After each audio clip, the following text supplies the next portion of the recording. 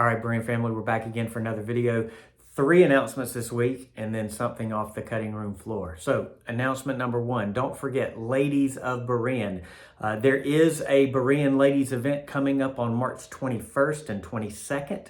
That is a Friday and a Saturday night. The cost is $20. So Friday night is more like fun, hanging out, just kind of doing some craft stuff together. And then Saturday is when there'll be some Bible study and some worship together. So again, you can find all the information on the Berean News, where to sign up. Again, if you have any questions, I would ask you to find Marty Coball, and she will be able to help you with that. So exciting ladies event coming up here at Berean, March 21st and the 22nd.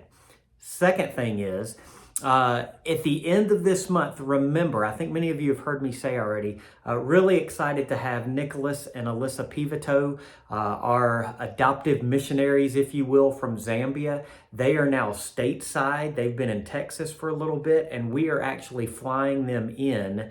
So the last Sunday of March, their family will be here, and Nicholas will be preaching for us that Sunday morning. We'll get all the update on Zambia, all the update on the work that the Lord is doing. But here's what we're asking from you and from our members here at Berean. We don't have it set up right now. We're getting with them, but what we're asking from the Pivitos is they give us restaurants that they enjoy, gift cards that their kids might want, and then things that they want to do while they're here with us. So if they want to go to the aquarium, if they want to go to the zoo, if they want to go to Six Flags, that they're going to kind of give this request. And then what we're planning on doing is making that known to you in some kind of sign-up genie or sign-up genius. And you can click on the things that you can purchase. And then when they come here, we're going to have a big kind of love offering basket that we're going to give them filled with goodies that just blesses them as missionaries. These are wonderful things that they don't get as they're living overseas in Africa. So this is our way to really love them. So here's my request. Will you pray right now about a tangible way that you and your family could purchase one of these gifts through that Sign Up Genius when we put that out?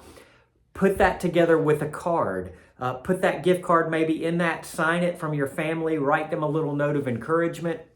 And then we're going to compile all that. So some of that will be, hey, if you want to give them a $20 gift card to Chick-fil-A. Some of it may be a little bit more. Maybe you want to purchase one ticket for Six Flags.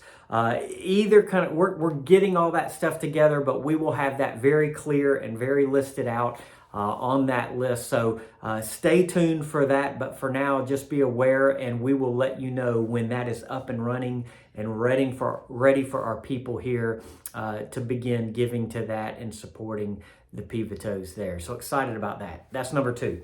Number 3 is this. Don't forget, we mentioned last week, and we're going to continue to mention it this week, our worship center upgrades. So really excited about a lot of hard work that's gone in. Erica Gibbs has put a lot of stuff together, done a lot of research for upgrading our lighting in the worship center, also upgrading our sound, also doing some work in the worship center background to kind of give just an aesthetic kind of update for what we have on stage. So all that compiled, put together, remember, was about $37,000 it would cost to do all that remodeling.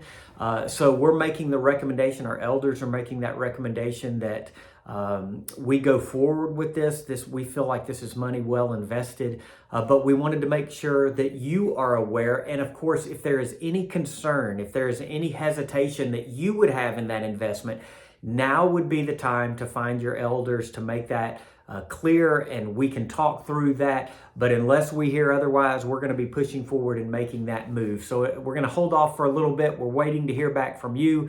If all is well, we will push forward. If there's any concern, again, we will go back to the drawing board and have more conversation from there. So those are the 3 announcements.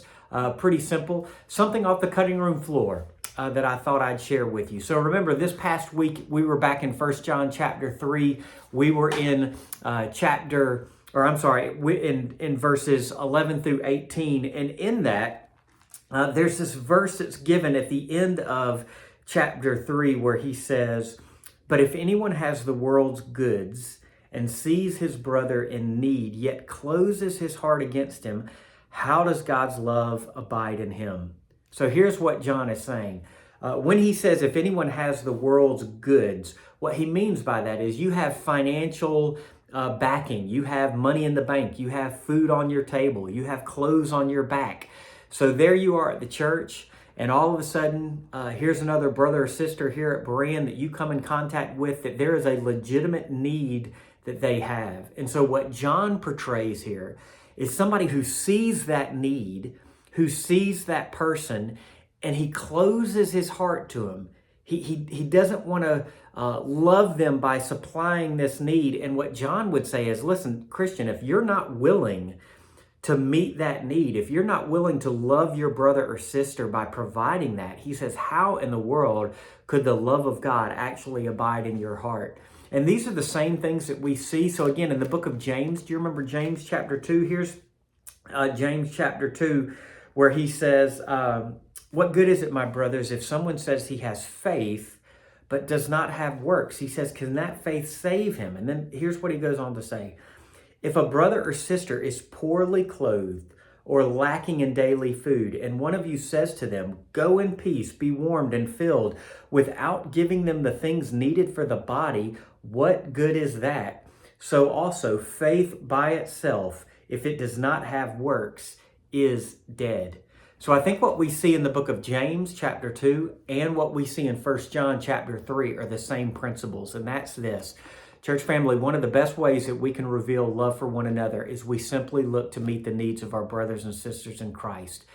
Here's the challenge for us this week from what I'm sharing now.